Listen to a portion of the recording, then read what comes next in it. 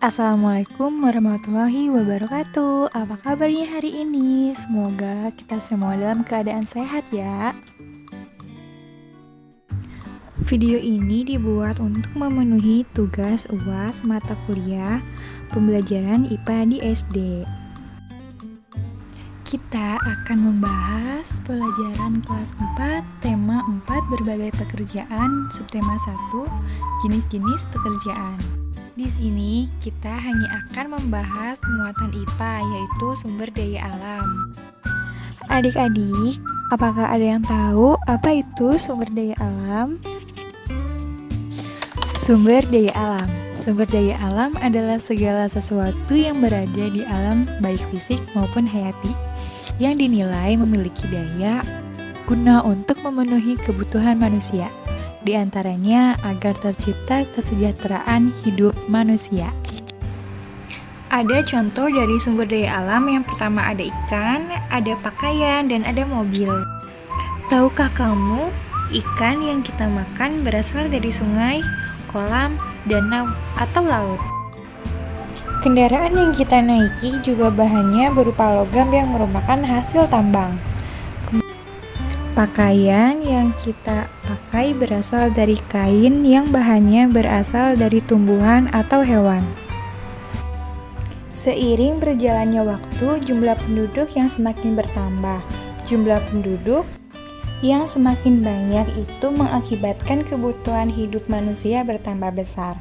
Misalnya kebutuhan makan, pakaian, perumahan, dan kendaraan. Usaha pemenuhan kebutuhan manusia menuntut perkembangan teknologi yang semakin maju. Oleh karena itu, perlu ada tindakan pelestarian sumber daya alam dapat dilakukan dengan 3 cara, yaitu penghematan adalah pemanfaatan sumber daya alam kebutuhan, kemudian perlindungan adalah upaya perlindungan sumber daya alam agar tetap lestari dan tidak mengalami kepunahan. Selanjutnya, pemeliharaan adalah memelihara sumber daya alam yang ada agar lestari sehingga dapat digunakan hingga generasi mendatang. Apakah kamu tahu apa itu pelestarian? Pelestarian itu adalah suatu proses atau teknik yang didasarkan pada kebutuhan individu itu sendiri. Kita perlu melestarikan sumber daya alam, baik sumber daya alam yang dapat diakses atau yang tidak dapat ditinjau. Upaya menjaga keseimbangan alam dan kelestarian sumber daya alam yang dapat dilaksanakan di lingkungan rumah adalah dengan menghemat penggunaan air, menghemat penggunaan listrik, dan menghemat penggunaan bahan bakar. Kemudian mengurangi penggunaan kantong plastik dan menghemat penggunaan kertas dan mendaur ulang kertas bekas, dan mengurangi jumlah produksi sampah. Upaya menjaga keseimbangan alam dan kelestarian sumber daya alam yang dapat dilaksanakan di lingkungan masyarakat. Melakukan penghijauan di lingkungan sekitar, melakukan reklamasi di lokasi bekas tambang, melakukan reboisasi hutan gundul.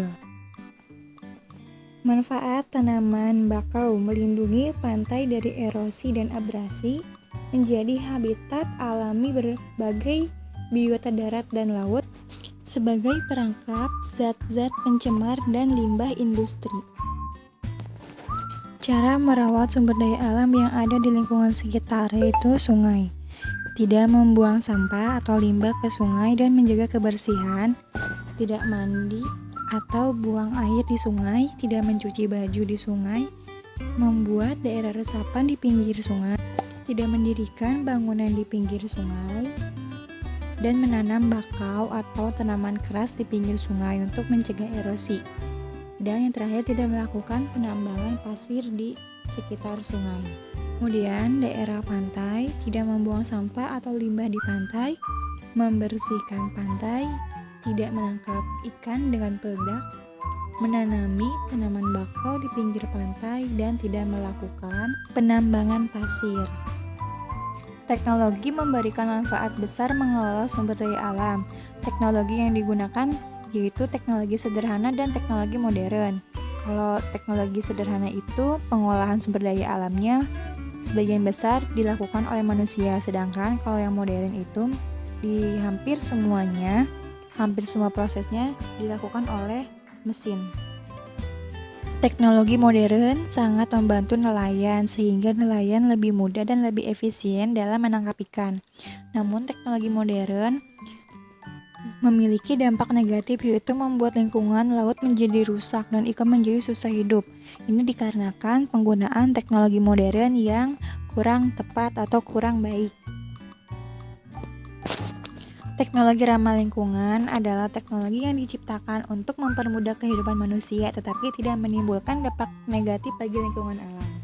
Sikap yang mencerminkan menghargai sumber daya alam yaitu mengambil nasi secukupnya, memisahkan sampah organik dan anorganik, merawat tanaman di lingkungan sekitar. Kemudian, menghemat pensil dan memanfaatkan barang-barang bekas. Sumber daya alam hutan. Manfaat hutan yaitu penghasil kayu, sumber makanan, sebagai paru-paru dunia, mencegah banjir dan longsor, menjadi sumber air bersih dan rumah bagi hewan. Cara melestarikan sumber daya hutan yaitu melakukan tebang pilih, melakukan reboisasi, menetapkan hutan sebagai taman nasional, cagar alam, atau tempat pelestarian tanaman langka, melakukan penghematan untuk penggunaan benda yang berasal dari kayu. Limbah merupakan sisa atau buangan yang dihasilkan baik dari proses produksi maupun kegiatan rumah tangga. Limbah terbagi menjadi limbah padat dan limbah cair. Limbah padat yaitu plastik, botol, kaleng, kain kaca, dan potongan kayu. Sedangkan limbah cair yaitu air bekas cucian pakaian, air bekas cucian beras, dan limbah cair pabrik. Secara umum, penanganan sampah dilakukan dengan prinsip 5R yaitu reduce, reuse, recycle, replace, and repair.